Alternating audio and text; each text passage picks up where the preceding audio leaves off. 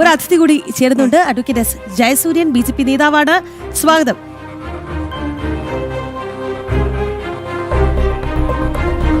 എന്തായാലും BJP വലിയ മുന്നേറ്റം പ്രതീക്ഷിക്കുന്ന ഒരു തെരഞ്ഞെടുപ്പാണ് ഇത്. അതായത് അധികാരം പിടിക്കുക എന്നതിലപ്പുറം ഒരു വലിയ മുന്നേറ്റത്തിനുള്ള തുടക്കം അതാണ് ഇന്ന് പ്രതീക്ഷിക്കുന്നത്, അല്ലെ? തീർച്ചയായും കേരളത്തിലെ രാഷ്ട്രീയ ഭൂപടം മാറ്റി എഴുതാൻ പോകുന്ന ഒരു തിരഞ്ഞെടുപ്പ് ഫലമായിരിക്കും ഇപ്പോൾ നമ്മൾ കാണാൻ പോകുന്നത്. അതായത് കഴിഞ്ഞ ഒരു 70 വർഷക്കാലമായി ഇടത് വലത് മുന്നണികൾ കേരള രാഷ്ട്രീയത്തെ എങ്ങോട്ട് നയിച്ചു എന്നുള്ളതിന്റെ മറുപടി ആയിരിക്കും ഈ ഇലക്ഷന്റെ റിസൾട്ട്. ഇന്ത്യക്ക് സ്വാതന്ത്ര്യം കിട്ടുന്ന കാലത്ത് കേരള മോഡൽ വേണമെന്നായിരുന്നു മറ്റെല്ലാ സംസ്ഥാനങ്ങളും ആവശ്യപ്പെട്ടിരുന്നത്. കാരണം അന്ന് ഇന്ത്യയിലെ ഏറ്റവും മികച്ച സംസ്ഥാനമായിരുന്നു കേരളം. ആഗോള നിലവാരത്തിൽ എത്തി നിൽക്കുന്ന ഒരു പ്രദേശമായിരുന്നു കേരളം. പക്ഷെ ഇന്ന് ഈ മുന്നണികളുടെ 70 വർഷത്തെ ഭരണത്തിന് ശേഷം ഇന്ന് കേരളം എവിടെ നിൽക്കുന്നു? ഇന്ത്യയിലെ 28 സംസ്ഥാനത്ത് 28ാമത്തെ സ്ഥാനത്ത് നമ്മൾ എത്തിയിരിക്കുന്നു. ആരാണ് ഇവരെ അവിടെ എത്തിച്ചത്? അപ്പോൾ LDFും UDFും മാറി മാറി ഭരിച്ച, അവർക്ക് ഏതാണ്ട് തുല്യമായ രീതിയിൽ ഭരണത്തിന് അവകാശം കിട്ടിയ, അവസരം കിട്ടിയ ഒരു സംസ്ഥാനം, അവർ രണ്ടുപേരും ഒന്നിച്ചുകൊണ്ട് കേന്ദ്ര ഭരണം നടത്തിയ ഒരു സംസ്ഥാനം, ഏതാണ്ട് 8 കേന്ദ്രമന്ത്രിമാർ ഒരേ സമയം ഈ കേരളത്തിൽ നിന്നുണ്ടായിരുന്ന ഒരു സംസ്ഥാനം, അങ്ങനെ പ്രധാനമന്ത്രിയെ പോലും നിശ്ചയിക്കാൻ കഴിവുള്ള മഹാരഥന്മാരായ നേതാക്കന്മാരൊക്കെ ഭരിച്ച കേരളം ഇന്നത്തെ അവസ്ഥയിൽ എത്തിച്ചത് ആരാണ്? ഏതായാലും ഒരു കാര്യം ഉറപ്പാണ്, BJP അല്ല. അപ്പോൾ ഇടത് വലത് മുന്നണികൾ കേരളത്തെ ഇത്ര പരിതാപകരമായ ഒരവസ്ഥയിൽ കൊണ്ടുപോയി എത്തിച്ചുവെങ്കിൽ തീർച്ചയായിട്ടും ജനങ്ങൾ അതിന് കൃത്യമായ മറുപടി കൊടുക്കുന്ന ഒരു തെരഞ്ഞെടുപ്പ് ഫലമായിരിക്കും പുറത്തു വരിക.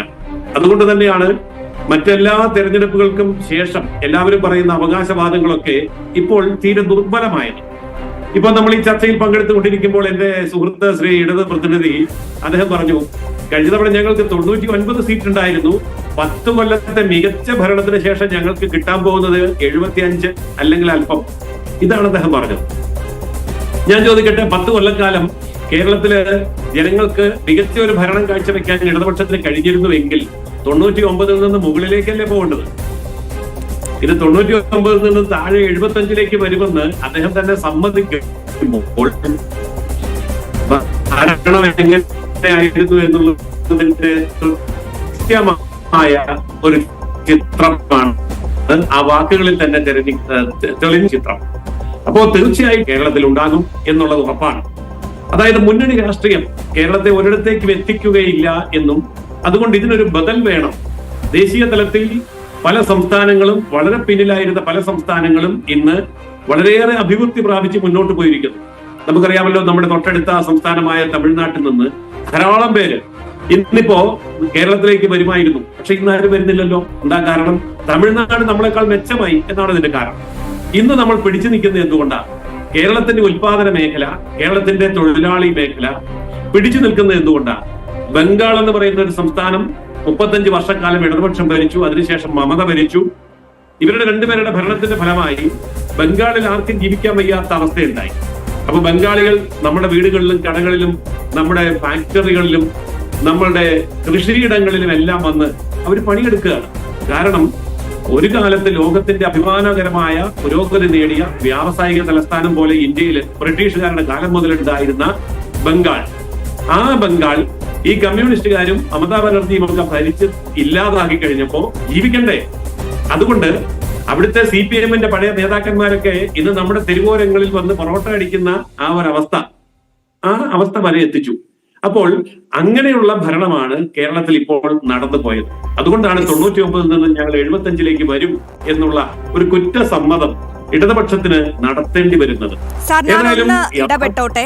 നമ്മളിപ്പോൾ ഭരണപക്ഷത്തെ പറ്റി പറഞ്ഞു. ഭരണപക്ഷം ഇവിടെ ചെയ്തു വെച്ച നെറുകേടുകളൊക്കെ അല്ലെങ്കിൽ നരകയാതനയൊക്കെ കേരളം കണ്ടതാണ്. അതിനുള്ള കൃത്യമായ മറുപടി ജനം കൊടുത്തിട്ടുണ്ട്. നമ്മൾ ഈ ഈ എക്സിറ്റ് പോൾ ഫലങ്ങളടക്കം അതിന് മറുപടി നൽകി. പക്ഷേ അതുപോലെ തന്നെ ചർച്ച ചെയ്യേണ്ടതാണ്, ഇത്തരത്തിൽ ഇത്രയും കഴിവുകെട്ടൊരു പ്രതിപക്ഷം കേരളത്തിൽ ഉണ്ടായിട്ടുണ്ടോ എന്ന്.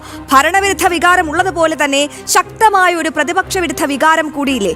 അതും കൂടി ഈ ഇലക്ഷൻ റിസൾട്ടിൽ ആഞ്ഞടിച്ചാൽ ആർക്കൊക്കെ ആകും ഗുണം? അതെങ്ങനെയാകും ഈ ഒരു കേരളത്തിന്റെ അടുത്ത 5 വർഷത്തെ തീരുമാനിക്കുക? അതായത് ഈ ഇടത് വലത് മുന്നണികൾ ആര് ജയിച്ചാലും ജനങ്ങളുടെ ഒരു ഗതികേട് മാത്രമായിരിക്കും അത് എന്നുള്ളത് കൂടി പറഞ്ഞു വെക്കേണ്ടത്. കാരണം കോൺഗ്രസിനെ സംബന്ധിച്ചിടത്തോളം ഇത് തോൽക്കുകയാണ് എങ്കിൽ ഒരു അപ്രസക്തമാകുന്ന ഒരു സാഹചര്യമുണ്ട്. ഒപ്പം തന്നെ ഇടതുപക്ഷമാണ് തോൽക്കുന്നത് എങ്കിൽ ഒരു സംസ്ഥാനത്ത് പോലും ഭരണമില്ലാത്ത അവസ്ഥയിലേക്ക് ഇടതുപക്ഷം കൂപ്പുകുത്തും. ചൂണ്ടിക്കാണിച്ച വസ്തുത വളരെയേറെ ശരിയാണ്.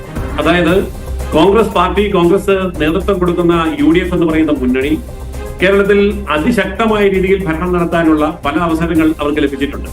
അതുകൊണ്ടാണ് ഞാൻ പറഞ്ഞത്, കോൺഗ്രസിന്റെ 8 കേന്ദ്ര മന്ത്രിമാർ ഇവിടെ നിന്നുണ്ടായിരുന്ന ഒരു കാലഘട്ടം അന്ന് LDF പിന്തുണയ്ക്കുന്നുണ്ട്. അപ്പൊ LDFും UDFും ഒന്നിച്ച് കേന്ദ്രം പിന്തുണച്ചിരുന്ന കാലഘട്ടത്തിലും അല്ലാത്ത കാലഘട്ടത്തിലും കേരളം ഭരിച്ച കോൺഗ്രസ് പാർട്ടി അല്ലെങ്കിൽ UDF ഈ കേരളത്തിന് വേണ്ടി എന്ത് ചെയ്തു? ഇപ്പോൾ ഇവിടുത്തെ പ്രതിപക്ഷം എന്ന നിലയിൽ നിൽക്കുന്ന ശ്രീ VD സതീശൻ പ്രതിപക്ഷ നേതാവാണ്. അദ്ദേഹം പന്തലിട്ട് പായസം വെച്ച് കുപ്പായം തയ്ച്ച് കാത്തിരിക്കുകയാണ് ഇപ്പൊ മുഖ്യമന്ത്രിയാവാൻ.